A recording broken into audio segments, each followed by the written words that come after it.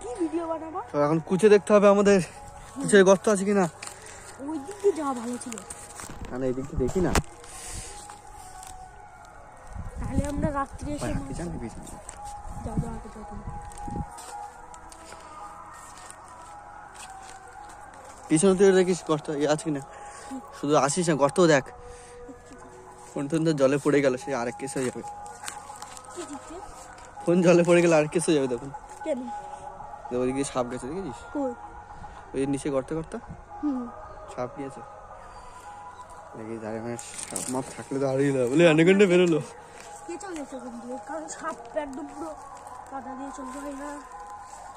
Guys কুচের গর্ত তো খেতে একটাও পাচ্ছি না। আরো সামনের দিকে গিয়ে দেখি, চলো চলো। ওই দিকটা পুরো বিক্রি গাইস আছে ওদি হচ্ছে। এরম করে শুধু ভিডিও করলে হয়, ছিপটুকে না ধরতেই হয়।